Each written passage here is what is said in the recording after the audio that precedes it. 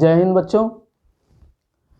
हम लोग 12वीं कक्षा के प्रयोगात्मक भूगोल के अंतर्गत जो अध्याय 2 है आंकड़ों का प्रक्रमण यानी प्रोसेसिंग ऑफ डाटा, इसका अध्ययन कर रहे थे। इसमें हम लोगों ने देखा था सारणीयन और विश्लेषण, इन दो विधियों के माध्यम से आंकड़ों का प्रक्रमण किया जाता है। प्रक्रमण मतलब प्रोसेसिंग, आंकड़ों का जो है व्यवस्थित करना, आंकड़ों को व्यवस्थित करना ही क्या कहलाता है, प्रक्रमण कहलाता है। जैसा कि हमने बताया था आंकड़े क्या हैं, आंकड़े जो है संख्यात्मक सूचना है। संख्यात्मक सूचना को यानी न्यूमेरिकल इन्फॉर्मेशन को क्या कहते हैं, आंकड़ा कहते हैं। और आंकड़े जो होते हैं अव्यवस्थित होते हैं, तो उनको व्यवस्थित करने के लिए दो तरीके हैं, सारणीयन और विश्लेषण। सारणीयन में हम लोगों ने बहुत सारी चीज़ें अध्ययन कर ली थी, और अगर उसे आपने अभी नहीं देखा उसका वीडियो, तो आप डिस्क्रिप्शन में जाइए, वहाँ पर लिंक दिया हुआ है। इसके पहले 2 वीडियो प्रसारित हो चुके हैं, उन 2 वीडियोज़ को आप पहले देखिए, फिर यहाँ पर आकर के आप इसका अध्ययन कीजिए। तो विश्लेषण में हमने इसके पहले वाले वीडियो में अध्ययन किया था केंद्रीय प्रवृत्ति की माप यानी मेजर्स ऑफ सेंट्रल टेंडेंसी में हमने मीन, मीडियन और मोड, माध्य, माध्यिका और बहुलक, इसका अध्ययन कर लिया था। और इसके अलावा विक्षेपण या प्रकीर्णन की माप जो हमने देखा था मेजर्स ऑफ डिस्पर्जन, इसमें भी हम लोगों ने अध्ययन कर लिया था विस्तार, चतुर्थक विचलन और माध्य विचलन। इन 3 चीज़ों का हम लोगों ने अध्ययन कर लिया था। विस्तार यानी रेंज, चतुर्थक विचलन यानी क्वार्टाइल डेविएशन, माध्य विचलन यानी मीन डेविएशन। इसका भी लिंक डिस्क्रिप्शन बॉक्स में दिया हुआ है, वहाँ जाकर के आप उसको देख लीजिए। आज हम लोग यहाँ पर अध्ययन करेंगे प्रमाप या मानक विचलन, जिसको स्टैंडर्ड डेविएशन कहते हैं, और लॉरेंज वक्र के माध्यम से, लॉरेंज कर्व के माध्यम से जो है हम लोग विचलन देखेंगे। तो ये 2 चीज़ों का हम अध्ययन करेंगे यहाँ पर, किसके अंतर्गत, प्रकीर्णन की माप के अंतर्गत। तो इसे हम अपनी प्रक्रिया को विस्तार से पूरा करें, स्टार्ट करें। उससे पहले आप लोगों से एक विनम्र निवेदन है कि अगर आपने अभी तक हमारे इस चैनल को सब्सक्राइब नहीं किया है तो उसे प्लीज़ सब्सक्राइब कर लीजिए, और अपने साथियों को भी जो है फॉरवर्ड कीजिए, और बेल आइकन को भी प्रेस कीजिए, जिससे कि नोटिफिकेशन तुरंत प्राप्त हो नए वीडियो का। तो चलिए हम लोग शुरू करते हैं। प्रमाप या मानक विचलन। स्टैंडर्ड डेविएशन क्या है? स्टैंडर्ड डेविएशन का मतलब होता है किसी पदमाला में माध्य से निकाले गए विचलन के वर्गों का वर्गमूल। देखिए हमने इसको समझें उसके पहले आप माध्य विचलन को समझ लीजिए, मीन डेविएशन को थोड़ा सा समझ लीजिए। मीन डेविएशन में हमने क्या निकाला था, वहाँ पर हमने जो है वहाँ पर जो डेविएशन निकाला था उसमें हमने जो नेगेटिव और पॉजिटिव संख्याएं आई थी डेविएशन में, भाई किसी एक माध्य हमने निकाला था, माध्य निकाल करके फिर उसमें से हमने जो संख्या दी हुई थी, x जो संख्या दी हुई थी, x संख्या में से, वैल्यू में से हमने माध्य को घटा दिया था। तो अब माध्य घटाएंगे, माध्य में x की वैल्यू माध्य से बड़ी भी होगी, माध्य से छोटी भी होगी। तो जब माध्य से बड़ी x की वैल्यू होगी तो वहाँ पर हमारे जो विचलन आएगा वो नेगेटिव में आएगा। लेकिन माध्य विचलन में हमने देखा था वहाँ पर उस नेगेटिव को भी पॉजिटिव मान लिया गया था, यानी जो ऋणात्मक संख्या थी उसे भी सकारात्मक मान लिया गया था, धनात्मक मान लिया गया था। तो ये सबसे बड़ी क्या थी, इसकी माध्य विचलन की सबसे बड़ी अशुद्धि थी, सबसे बड़ी इसकी अशुद्धि थी माध्य विचलन की। तो इसी अशुद्धि को यहाँ पर शुद्ध किया गया है प्रमाप या मानक विचलन के माध्यम से, स्टैंडर्ड डेविएशन के माध्यम से। तो इसकी परिभाषा क्या है, इसको कैसे पहचानेंगे, ये कैसे करेंगे? किसी पदमाला में, पदमाला मतलब श्रेणी, जो पदों की श्रेणी है, जो संख्याओं की हमारे पास जो आंकड़ों की श्रेणी है उसको पदमाला बोलते हैं।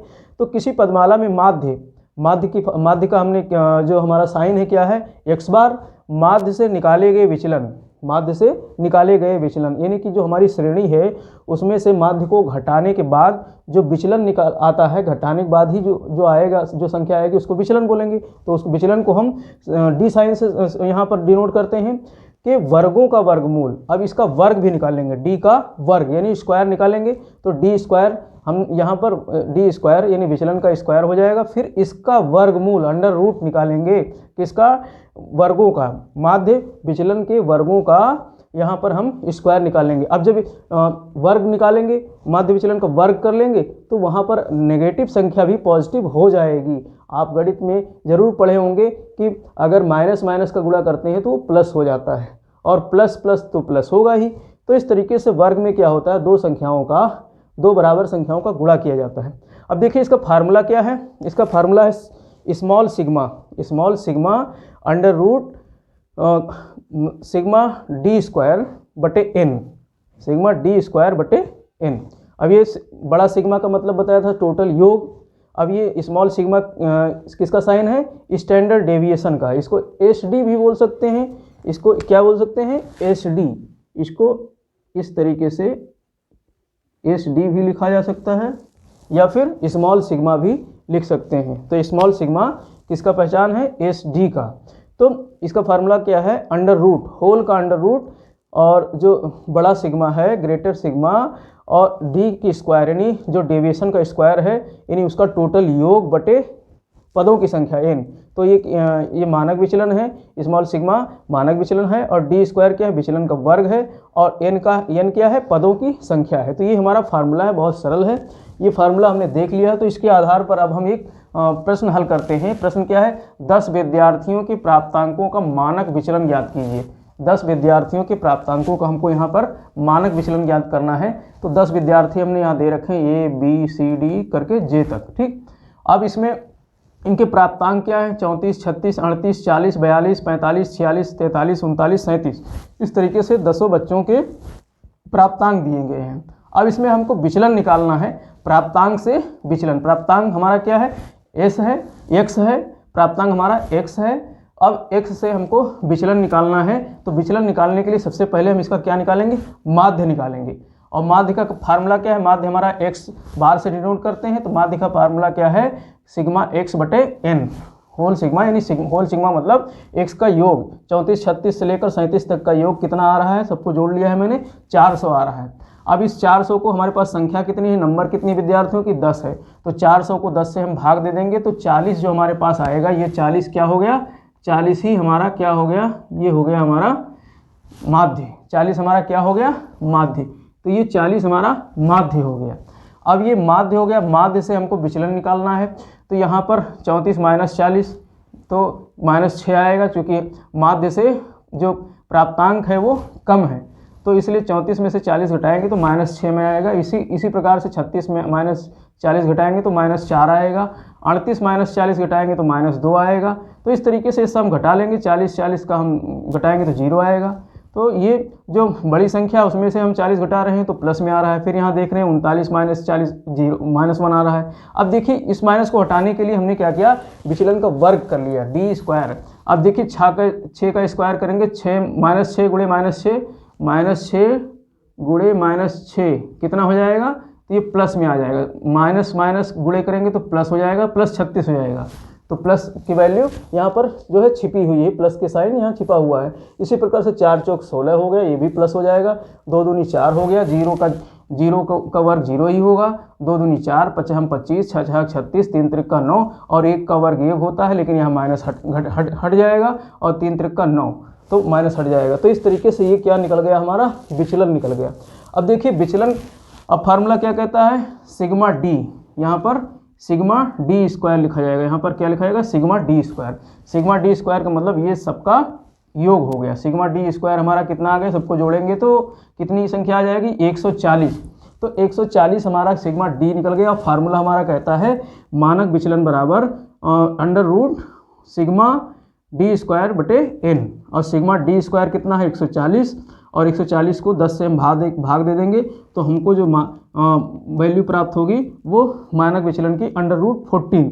अब अंडर रूट को भी हटाएंगे तो अंडर रूट को यानी कि वर्गमूल को हटाने के लिए आप थोड़ा सा आपको मेहनत करना पड़ेगा, वर्गमूल को थोड़ा याद करना पड़ेगा। तो 14 का वर्गमूल आएगा 3.741। 3.741 दशमलव के बाद हमेशा संख्या को इकाई एक एक करके पढ़ते हैं। जैसे कि 3.741 ऐसा नहीं पढ़ेंगे, 3.741 नहीं पढ़ेंगे, 3.741 पढ़ेंगे।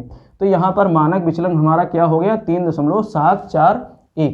तो यही हमारा स्टैंडर्ड डेविएशन हो गया, यही हमारा मानक विचलन हो गया। तो इस तरीके से मानक विचलन हमारा ये प्राप्त हो गया। देखिए अब इसकी मानक विचलन में सबसे बड़ी समस्या क्या है, ये थोड़ा सा कठिन है सामान्य व्यक्तियों के लिए। तो देखिए ये सांख्यिकी है, भूगोल में सांख्यिकी का मतलब होता है गणितीय अप्रोच नहीं अपनाना है। तो ये थोड़ा सा गणितीय अप्रोच हो जाता है। यहाँ पर स्क्वायर निकालना है और फिर स्क्वायर रूट निकालना है, वर्गमूल निकालना है, तो ये थोड़ा सा कठिन हो जाता है। इसलिए सामान्य व्यक्तियों के लिए ये जो है समस्या आती है हल करने में, इसलिए इसको अपनाया तो गया। ये त्रुटि रहित है, ये बहुत अच्छी तरीके से शुद्ध है, शुद्ध गणना है, शुद्धता के नज़दीक है ये विचलन। लेकिन इसको हल करने में थोड़ा सा समस्या आती है, क्योंकि यहाँ पर वर्गमूल याद होना चाहिए और वर्ग याद होने चाहिए, तभी आप इसको हल कर सकते हो। इसीलिए इसके ड्रॉबैक्स भी हैं। अगला टॉपिक हमारा लॉरेंज वक्र है, लॉरेंज कर्व। इसके बारे में हम लोग यहाँ चर्चा करेंगे। लॉरेंज कर्व किसने बनाया था? तो ये अमेरिकी सांख्यिकीकार एक थे जिनका नाम था doctor max O Lawrence. Max O Lawrence महोदय ने एक वक्र बनाया था जिसमें ये दिखाया था धन और आय की विषमता, धन और आय की विषमता का अध्ययन करने के लिए लॉरेंज वक्र का निर्माण किया था। किसने? डॉक्टर मैक्स ओ लॉरेंस, जो कि अमेरिकी सांख्यिकीकार थे। इन्होंने एक लॉरेंज वक्र का निर्माण किया था। अब ये लॉरेंज वक्र है क्या? ये लॉरेंज वक्र जो है अपकिरण को प्रदर्शित करता है। अपकिरण मतलब एक तरीके से कह सकते हो डिस्पर्जल, एक जो सीधी रेखा है, जो समान वितरण की रेखा है, जो समान बिंदुओं को मिलाने वाली रेखा है, उस रेखा से किसी वैल्यू के प्रतिशत का जो है बिखराव अपकिरण कहलाता है। तो अपकिरण को प्रदर्शित करता है। लॉरेंज वक्र क्या प्रदर्शित करता है? अपकिरण को प्रदर्शित करता है। और ये अपकिरण कैसे निकालते हैं? संचयी मूल्य का प्रतिशत, जो संचयी मूल्य यानी कि जो हमारे पास जो वैल्यू दी गई है उस वैल्यू का प्रतिशत निकालते हैं, और जो दूसरी वैल्यू दी गई है उसकी संचयी आवृत्ति निकालते हैं, फिर उसका प्रतिशत निकालते हैं, फिर जो है अपकिरण को हम दर्शाते हैं। और ये अपकिरण जो है समान वितरण रेखा से इसका विचलन दर्शाया जाता है। समान वितरण रेखा यानी कि लाइन ऑफ इक्वल डिस्ट्रीब्यूशन से इसका वितरण दिखाया जाता है। अब जितना ही समान जैसे ये देख सकते हो आप, लाइन ऑफ इक्वल डिस्ट्रीब्यूशन एक रेखा है जो कि सीधी रेखा खींची जाती है दो बिंदुओं के बीच में। अब इस सीधी रेखा यानी लाइन ऑफ इक्वल डिस्ट्रीब्यूशन, समान वितरण रेखा से जितना ही हमारा लॉरेंज वक्र दूर होगा उतना ही अपकिरण ज़्यादा होगा, और जितना नज़दीक होगा उतना ही अपकिरण क्या होगा? कम होगा, यानी असमानता कम होगी। जितना दूर होगा उतना ज़्यादा असमानता होगी, जितना नज़दीक होगा उतना ही असमानता कम होगी। तो ये लॉरेंज वक्र वास्तव में है क्या? ये एक जो है रेखा है, वक्र। लॉरेंज वक्र एक ऐसी वितरण को दर्शाने वाली एक रेखा है। हमने अब तक जो है अपकिरण यानी कि डिस्पर्जल में क्या देखा था? वैल्यू के माध्यम से डिस्पर्जल चेक किया था हमने, लेकिन यहाँ पर ये बहुत शानदार चीज़ है। यहाँ पर रेखा के माध्यम से अपकिरण को दर्शाया जाता है, डिस्पर्जल को रेखा के माध्यम से दर्शाया जाता है। यानी अपकिरण की माप को हम यहाँ पर जब रेखा कर्व के रूप में दर्शाते हैं तो वो क्या कहलाता है? लॉरेंज वक्र। चूँकि लॉरेंज महोदय ने इसका निर्माण किया था इसलिए इसको लॉरेंज वक्र कहते हैं। देखिए इसका निर्माण कैसे करते हैं। इसका निर्माण करने के लिए सबसे पहले हम क्या करते हैं, जो वैल्यू दी हुई रहती है उस वैल्यू का हम क्या निकालते हैं? संचयी आवृत्ति निकालते हैं। दो वैल्यू दी हुई हैं, दोनों वैल्यू की हम संचयी आवृत्ति निकालेंगे, फिर संचयी आवृत्ति का हम प्रतिशत निकालते हैं। संचयी आवृत्ति का, दोनों संचयी आवृत्तियों का हम क्या निकालते हैं? प्रतिशत निकालते हैं, और प्रतिशत हमेशा इसमें 100 मान लिया जाता है, 100 ही होता है। ठीक है, तो इस तरीके से ये इसको बनाने के लिए क्या किया जाता है? दो लाइन खींचते हैं, एक वर्टिकल और एक हॉरिजॉन्टल, जिसमें जो हॉरिजॉन्टल वाली लाइन है इसको एक्स एक्सिस बोलते हैं और वर्टिकल लाइन को वाई एक्सिस बोलते हैं। इसमें हम एक्स एक्सिस पे मोस्टली क्या दिखाते हैं? एक्स एक्सिस पे हम दिखाते हैं कि जो हमारा 100% है वो ओरिजिन कहाँ है? यहाँ से 100% से 0% की तरफ जाते हैं एक्स अक्ष पर, और वाई अक्ष पर 0% लेकर के 100% तक जाते हैं। ये प्रतिशत ही जो है क्या है? ये प्रतिशत जो संचयी आवृत्ति है उसका प्रतिशत निकाला जाता है। फिर प्रतिशत, दोनों प्रतिशत के बिंदुओं को मिला करके हम क्या प्राप्त करते हैं? लॉरेंज वक्र प्राप्त करते हैं। अब इसको हम समझ लेते हैं एक उदाहरण से। निम्न तालिका में साप्ताहिक आय और व्यक्तियों की संख्या दी गई है। क्या दिया गया है? साप्ताहिक आय। दो वैल्यू बताया मैंने, साप्ताहिक आय दी गई है और व्यक्तियों की संख्या दी गई है।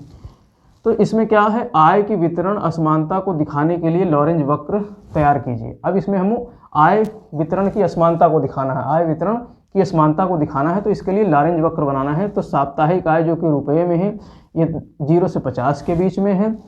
व्यक्तियों की संख्या कितनी? 4 व्यक्तियों की आय 0 से 50 के बीच में है, और 50 से 100 के बीच में 24 व्यक्तियों की आय है, और 100 से 150 के आय वर्ग में 32 व्यक्ति आते हैं, और 60 व्यक्तियों की आय 50 से 200 के वर्ग में है, और 80 व्यक्तियों की आय जो आती है 200 से 250 के बीच में आती है। तो ये हमको क्या दिया हुआ है? ये ये हमारे पास एक सारणी दी हुई है जो कि प्रश्न है। इसका हल कुछ इस तरीके से करेंगे। हम यहाँ पर साप्ताहिक आय एक तरफ लिख लेंगे, जो कि जिसकी वैल्यू किस में है, रुपयों में है, जिसकी वैल्यू रुपयों में है। अब इसको हमने एज इट उतार लिया, 0 से 50, 50 से 100, 100 से 150, 150 से 200, 200 से 250। ये हमारे पास जो है वर्ग अंतराल कह सकते हो आ गया, वर्ग अंतराल दिया हुआ। अब इस वर्ग अंतराल का हम मिड वैल्यू निकालेंगे, मध्य मूल्य निकालेंगे। तो 0 से 50 का मध्य मूल्य 25 हो जाएगा, 50 से 100 का मध्य मूल्य 75 हो जाएगा, 100 से 150 का मध्य मूल्य 125 हो जाएगा, और 150 से 200 का मध्य मूल्य 175 हो जाएगा, और 200 से 250 का मध्य मूल्य 225 हो जाएगा। अब इसकी हमने जैसा कि हमने बताया, इस वैल्यू का जो हमको आय की वैल्यू आई है, इस आय की वैल्यू का हम क्या निकाल लेंगे, संचयी आवर्ती निकाल लेंगे। क्या निकालेंगे, संचयी आवर्ती निकालेंगे। तो संचयी आवर्ती निकालने के लिए हम क्या करते हैं, जोड़ते जाते हैं। पहली हमारी वैल्यू क्या है, 25 है। अब 25 में ये वाली संख्या जोड़ देंगे, 75, तो 100 हो जाएगा। 100 में ये वाली संख्या जोड़ देंगे तो 125, 100 में जोड़ देंगे 225 हो जाएगा, और 225 में ये वाली 175 संख्या जोड़ देंगे तो 400 हो जाएगा, और 400 में 225 जोड़ देंगे तो 625 हो जाएगा। यानी सबका टोटल 625 आएगा। क्यूमुलेटिव फ्रीक्वेंसी में जो आखिरी वैल्यू होती है वो सबका योग होता है, ऐसा मान सकते हो आप। अब इसका परसेंटेज हम निकालेंगे, क्यूमुलेटिव फ्रीक्वेंसी का परसेंटेज निकालेंगे। तो जो आखिरी वैल्यू है 625 के जो है 625 में हम इन सभी वैल्यूज़ का क्या निकालेंगे, परसेंटेज निकालेंगे। तो 625 में 25 कितना हो जाएगा, 4% हो जाएगा। आप परसेंटेज इस तरीके से निकाल सकते हो। 25 का निकालना हमको, 25 गुणे 100 बट्टे 625, तो ये हम अगर काटेंगे पीटेंगे तो ये 4% आएगा। ठीक, तो इस तरीके से आप निकाल सकते हो। ऐसे ही हमको यहाँ पर दूसरे वैल्यू का निकालना है, 100 का निकालना है। 100 का 625 में 16% हो जाएगा, और 225 का 625 में 36% हो जाएगा, और 400 का 625 में 64% हो जाएगा, और 625 में 625 का 100% हो जाएगा। अब इसी प्रकार से व्यक्तियों की संख्या दी होगी 4, 24, 32, 60, 80। 4, 24, 32, 60, 80 व्यक्तियों की संख्या हमने लिख ली। अब व्यक्तियों की संख्या का भी हम संचयी आवर्ती निकाल लेंगे। तो उसी तरीके से यहाँ भी हम पहले संख्या में 4 लिख लेंगे, फिर इसके बाद 24 इसमें जोड़ देंगे 28 हो जाएगा, फिर 32 इसमें जोड़ देंगे 60 हो जाएगा, फिर 60 इसमें जोड़ देंगे 120 हो जाएगा, फिर 80 इसमें जोड़ देंगे 200 हो जाएगा।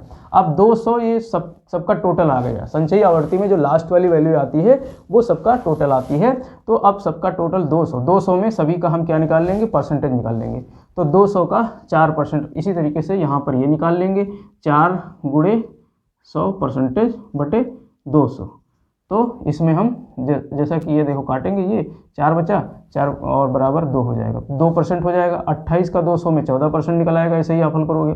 और 60 का 200 में 30% हो जाएगा, 120 का 200 में 60% हो जाएगा, और 200 का 200 में परसेंटेज 100% हो जाएगा। तो ये हमको, अब ये वैल्यू हमको मिल गई, ये दोनों वैल्यू हमको मिल गई, ये दोनों वैल्यू इसकी और इसकी। तो अब हम इस पे जो हमने एक तालिका बनाई है, वक्र बनाने के लिए जो हमने एक लाइन खींचा है, तो इसमें एक्स एक्सिस पर हम लिख लेंगे परसेंटेज ऑफ अर्निंग्स।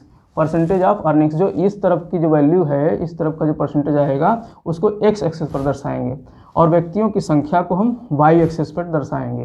तो व्यक्तियों की संख्या यानी परसेंटेज ऑफ पर्सन, तो व्यक्तियों की संख्या को हम वाई एक्सिस पर दर्शाएंगे। अब चूंकि ये सब परसेंटेज में है तो इसीलिए हमने 0 से 100% और 0 से 100% यानी पर 100% से 0% की तरफ हम किधर जाएंगे, वाई एक्स एक्सिस पर जाएंगे। एक्स अक्ष पर हम 100 से शुरू करके 0 की तरफ जाएंगे, और वाई अक्ष पर हम 0 से शुरू कर ऊपर 100 तक जाएंगे। तो ये हम जो है बना लेंगे। उसके बाद में अब हमको क्या करना है, सबसे पहले इस अक्ष पर यानी इस वाले अक्ष पर हमको देखना है जो हमारा 4% है। तो 4% इस वाले अक्ष पर कहाँ आएगा, यहाँ आसपास आएगा लगभग 4%। आप इसको चूंकि किस में बनाना है, हमको ग्राफ पेपर में बनाना है जैसा कि, तो ग्राफ पेपर में आप इसे बनाएंगे तो बहुत अच्छी तरीके से बनेगा। ये हमने ऐसे समझाने के लिए यहाँ पर हाथ से बना दिया है, लेकिन जब इसे आप ग्राफ पेपर पर बनाएंगे तो अच्छा बनाएंगे। अब देखिए ये परसेंटेज, एक चीज़ और समझ लीजिए, इस परसेंटेज वैल्यू को हम यहाँ जब लिखते हैं तो एक कोई ना कोई पैमाना मानते हैं। हमने यहाँ पैमाना मान लिया है, स्केल क्या मान लिया है, 1 सेंटीमीटर बराबर 10%। एक यानी इसके बीच जो गैप है ये 1 सेंटीमीटर का है, और 1 सेंटीमीटर कितने परसेंट को दिखाता है, 10% को दिखाता है। तो इसी तरीके से अब यहाँ पर ऐसे सारे पॉइंट हम, ये परसेंटेज जितने भी हैं ये सब हम पॉइंट, और ये वाले परसेंटेज, इन दोनों को हम क्रॉस करते हुए इस तरीके से हमको ये यहाँ मिल गया, एक वैल्यू यहाँ मिल गई, एक वैल्यू यहाँ मिल गई, एक वैल्यू यहाँ मिल गई। यहाँ से शुरू करेंगे तो ये 4 2 वाला हो गया, 16 14 वाली वैल्यू हो गई, 36 30 वाली वैल्यू हो गई, और 64 60 वाली वैल्यू हो गई, और 100 वैल्यू यहाँ हो गई। ये अब ये पॉइंट जितने मिल गए, इन पॉइंट्स को हम क्या करेंगे, मिला देंगे आपस में, एक लाइन से एक स्केल लेकर के इसको हम मिला देते हैं। तो मिलाने के बाद ये जो रेखा तैयार हो गई, यही रेखा क्या कहलाती है, लॉरेंज वक्र। क्या कहलाती है ये रेखा, लॉरेंज वक्र कहलाती है। यही रेखा क्या हो गई, लॉरेंज वक्र हो गई। और ये है लाइन ऑफ इक्वल डिस्ट्रीब्यूशन, जो कि हमने पहले ही खींच रखा है, 100% और इधर जो है 0%। इन दोनों को बराबर मिलाने वाली रेखा क्या कहलाती है, लाइन ऑफ इक्वल डिस्ट्रीब्यूशन, यानी समान वितरण रेखा। ये है समान वितरण रेखा। अब इस समान वितरण रेखा से जहाँ जहाँ मतलब इस रेखा में गैप ज़्यादा रहेगा, वहाँ पर अपकिरण ज़्यादा रहेगा, और जहाँ पर समान वितरण रेखा की तरफ इसका जो है झुकाव अधिक होगा, वहाँ पर अपकिरण कम होगा। जैसे यहाँ देख सकते हो तो अपकिरण कम है, यहाँ पर अपकिरण ज़्यादा है। तो इस तरीके से ये जो है अपकिरण की माप है। लॉरेंज वक्र क्या है, वास्तव में अपकिरण की माप है। तो अब यहाँ पे आप लोग समझ गए होंगे लॉरेंज वक्र कैसे बनाते हैं। अगर आपको कोई समस्या है तो कमेंट बॉक्स में लिख करके हमें बताइए, और अपने जो है किताब में कुछ प्रश्नावली दी गई हैं, उन प्रश्नावली के माध्यम से लॉरेंज वक्र बनाने का प्रयास कीजिए। देखिए कंपटीशन में भी यहाँ पूछ लिया जाता है, लॉरेंज वक्र किसने बनाया था, डॉक्टर मैक्स ओ लॉरेंज ने बनाया था। ये कुछ याद करने की चीज़ है। और ये अपकिरण की माप को दर्शाता है, जिसमें संचयी मूल्यों का प्रतिशत निकाल करके अपकिरण की माप की वक्र को बनाया जाता है। ये एक्चुअली क्या है, एक वक्र है, एक रेखा है, जिस रेखा के माध्यम से अपकिरण को दर्शाया जाता है। इसके पहले हम लोगों ने जो पढ़ा था उसमें वैल्यू को जो है माध्य से विचलन दिखाया जाता था। अब यहाँ पर हमने रेखा के माध्यम से विचलन को दिखाया, लॉरेंज वक्र। तो ये हमारा यहाँ पर टॉपिक ही पूरा होता है। अब हमारा रह गया है सहसंबंध। अब हमारा क्या रह गया है, कोटि सहसंबंध, रैंक कोरिलेशन रह गया है।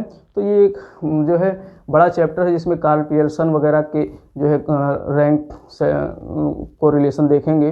तो इसके लिए एक अलग से हम आप वीडियो बनाएंगे। तब तक आप लोग इसको पढ़िए और मस्त रहिए, खुश रहिए, खुशियाँ बांटते रहिए। जय हिंद, जय भारत।